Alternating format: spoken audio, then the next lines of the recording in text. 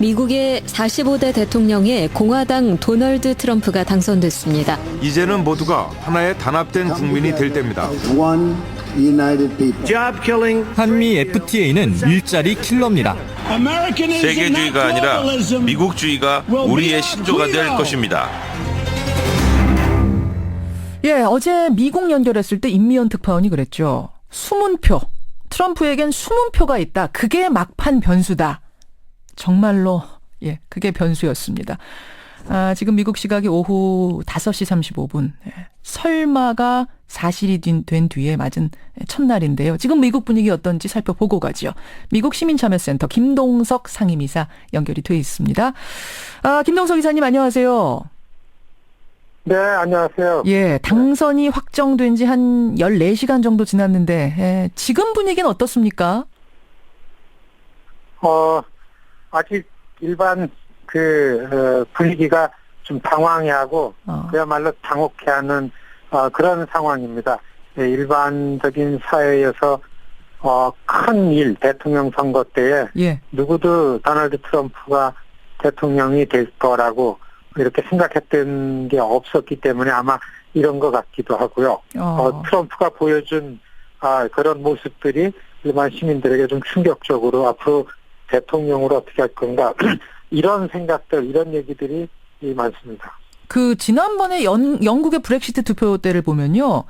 본인이 탈퇴하자라고 투표를 해놓은 사람들도 막상 탈퇴로 결론이 나니까 혼란스러워하면서 내가 왜 그렇게 투표했지 뭐 이렇게 후회하는 사람들이 있기도 했는데 지금 미국 분위기도 뭐 그런 게 비슷하게 나타나요? 그거하고는 좀 다른 것 같습니다. 이번 도널드 트럼프의 개표 결과를 분석해 보면은 예. 분명히 트럼프 캠프가 힐러리를 이기기 위한 특히 일반 시민사회에 늘 나와서 정치를 주도했던 이런 세력들을 이기기 위해서는 이런 전략을 가야 되겠다라고 하면서 일반의 이 주류 매체 미디어 가시권에 없던 시민들, 없던 유권자들을 만들어내서 세력을 만들어서 이긴 거기 때문에요. 예. 이긴 거기 때문에 분명히 트럼프가 해대는 얘기나 트럼프가 갖고 있는 아젠다 같은 것들에 주목해서 새로 신규 유권자 등록을 해서 투표에 나온 이런 것들이 이런 투표 표심들이 트럼프를 만들었기 때문에 지금까지는 그런 현상은 없다고 보는 게 맞습니다. 지금 말씀하신 그게 바로 숨은 표. 투표에도 별로 관심 없었고 정치에도 염증 느끼던 그 사람들이 선거 현장으로 나와서 찍어준 거예요. 숨은 표. 그들이 만든 대통령 트럼프. 그럼 도대체 트럼프의 어떤 점이 그 숨어있는 표들을 현장까지 끌어냈을까요? 이유가 뭡니까? 사실 저는 개인적으로 이 트럼프가 후보가 돼서 힘을 막 받아갈 때부터 신기해서 트럼프만 쫓아다니면서 이제 선거를 봐왔는데. 신기해서요. 그런 걸 가지고 나와서 이야기를 하면은 이게 설명이 안 될 정도로 이번 선거는 미국의 45대 대통령은 현장을 보지 않으면은 도저히 알려내서 설명이 안 되는 부분들이 분명히 있었다. 무슨 말씀이세요? 그래서 트럼프가 현실이다 준비하자라는 얘기만 했는데도 트럼프 지지자라고 오해를 받고 그리고 아시겠지만 누구든지 트럼프를 지지한다고 지지하지만은 얘기하지를 잘 못했던 부분들이 있습니다. 그리고 이번에 공화당을 초토화시키면서 트럼프가 공화당 권력을 잡았던 거는 이제까지 투표에 나와보지 않았던 미국에 숨어있던 백인 저소득 저학력층 시골의 백인 50대 이후의 사람들을 1,000만 명을 유권자로 새로 등록을 시켜서 투표를 시킨 거. 그 투표자들이 나왔기 때문에 개표하기 전에 투표율이 올라갔던 거가 밝혀졌습니다. 투표율이 오르면은 힐러리한테 유리하다 그랬는데 투표율이 올랐었거든요. 그랬어요. 근데 그게 아니고 트럼프를 보고 나온 신규 유권자들이 알고 보니까 결집된 트럼프 세력이었다. 이게 나타난 거예요. 그렇죠. 그럼 지금 말씀하신 숨어있는 표, 백인 저소득층, 그들을 어떻게 자극했느냐. 지금 분석 나오는 걸 보니까 기성정치에 대한 염증, 강한 미국에 대한 동경, 결국 먹고 사는 문제, 뭐 이런 것에 이들이 자극받은 거 아닌가. 이런 결론이 지금 분석이 나고 있는 거죠? 그렇습니다. 이 트럼프가 공사에 이 공개적으로 막 그 험한 말을 하고 욕을 하고 그리고서 이렇게 유세를 한 거는 그런 걸 통해서 자기 지지 세력을 만드는 부분이 있기 때문에 그렇게 해왔고 현장에서 보면은 그런 거에 열광을 하면서 동의해가지고서 구름같이 그 사람들이 트럼프를 따라서 나오는 것들을 볼 수 있었기 때문에 예. 분명히 기성 정치권에 대한 분노한 거나 좌절된 사람들이거나 예. 너무나 화가 나가지고서 그 조금만 건드려도 막 조용히 울고 그러는 것들을 눈으로 볼 수 있었기 때문에 어허. 분명히 이거는 트럼프의 아주 고도의 전략적 고도의 어프로치였다 전략. 이렇게 얘기할 수 있는 거죠. 전략적 아시다시피 접근. 그 러스트벨트가 다 트럼프로 어제 개표할 때 올라갔는데 예. 그러니까 그게 바로 지금 말씀하신 그런 그 유권자들이 대거 몰려 나왔기 때문에 이런 결과가 나왔다고 할 수 있죠. 그렇죠. 러스트벨트라고 하면 이제 제조업으로 지금 이제 쇠락해가는 그런 벨트들, 그런 지역들을 말씀하시는 건데 그런 지역들에서 숨어있던 표들이 몰려 나왔다. 근데 저는 궁금한 게 기득권에 대한 염증이라면, 기득권에 대한 반발이라면 사실은 도널드 트럼프 얼마나 기득권자입니까? 어마어마한 부동산 재벌 아니에요? 타고난 금수저고. 근데 어떻게 트럼프는 제외가 됩니까?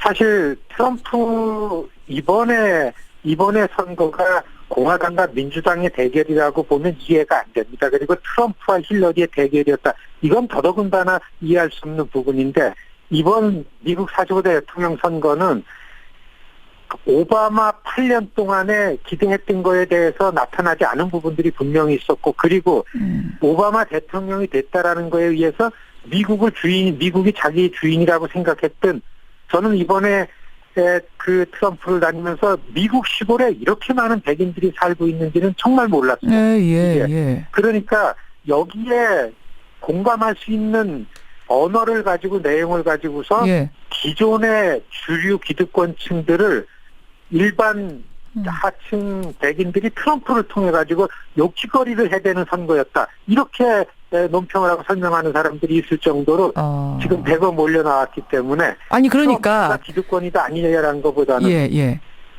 트럼프 자체도 굉장한 기득권이고 굉장한 그 금수저인데도 불구하고 그가 이 자신들의 대변인 역할을 해줬다는 것에 만족하는 거군요. 미국의 240년 역사 중에서 이번 트럼프처럼 한 번도 퍼블릭 섹터 그러니까 공적인 일을 해본 사람이 없고 심지어는 군대도 전혀 갔다 온 적이 없는 사람이 이제 도널드 트럼프인데 그러니까 이 트럼프는 사회 이런 지도층이었다라는 모습보다는 지금 일반 기층 사람들하고 호흡하고 그들의 언어 수준으로 얘기를 하고 같이 욕짓거리를 하고 그래서 이렇게 동네 믿을 수 없는 깍쟁이 아줌마하고서 술주정뱅이 누굴 택할 건가 그들이 이렇게 볼 때는 완전히 공감하는 데 있어서는 대거 유권자하고 잘 통했다. 이렇게 볼 수 있는 거죠. 그렇군요. 둘 다 금수저인 건 마찬가지였어요. 힐러리도 그렇고 트럼프도 그렇고. 하지만 동네 깍쟁이 아줌마하고 술주정뱅이 중에 누굴 택할 거냐 하면은 술 마시고 욕지거리를 시원하게 해준 사람을 지금 미국은 오히려 택했다. 그 말씀을 하시는 건데요. 저는 그러면 성추문, 여성 비하 발언, 이슬람 비하 발언, 이민자 비하 발언 이런 것들은 큰 영향을 결국 안 준 겁니까? 사실 맨 처음에 트럼프가 나왔을 때서부터 트럼프라는 사람은 하면서 공개되고 나왔던 문제들이었었는데 이 트럼프가 공화당의 후보가 되면서 이러한 부분들이 트럼프의 지지율에는 그렇게 민감하게 주지를 못했고 그것이 2차 토론회 끝나면서 그게 옥토버 서프라이즈가 안 된 게 밝혀졌습니다. 거기에 비해서 힐러리에 관해서는 FBI라든지 스캔들이라든지 이메일만 나오기만 하면 정직성이라는 가장 민감한 문제에 타격을 주기 때문에 이 전략적 이 캠페인 전략에서 힐러리가 오히려 못했기 때문에 하는 부분이 절반이라고 그 전문가들이 보고 있는 거죠. 막말이냐 거짓말이냐 어떤 게 더 나쁘냐 하면 미국인들은 막말보다 거짓말이 더 나쁘다. 차라리 거짓말보다 막말이 낫다 이렇게 생각하는 건가요?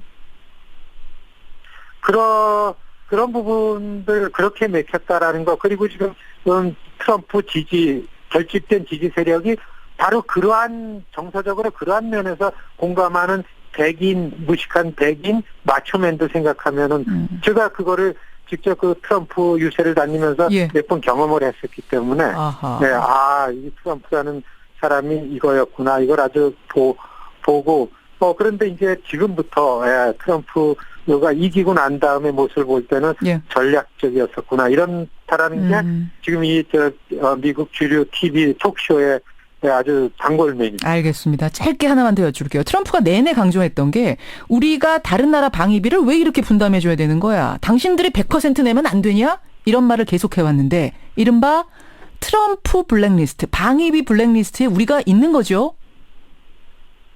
분명히 그 트럼프 단골로 얘기를 해올 때 일본, 한국, 중국 늘 들어갔었습니다. 거기다 이민 문제로 멕시코까지. 예. 그 블랙리스트라고 해도 틀리지 않을 정도로 한미 관계에 있어가지고서 뭔가 지금에 있는 거와는 다르게 변화가 있을 거라고 예상하는 거는 틀리지 않다고 봅니다. 그렇죠. 지금 쭉 말씀하신 이른바 트럼프 블랙리스트에 우리가 있는데 그중에서도 가장 큰 영향력을 받을 나라가 우리나라이기 때문에 그 점이 걱정이고 단단히 대비를 해야 된다는 거죠. 여기까지 보겠습니다. 김동석 이사님 고맙습니다.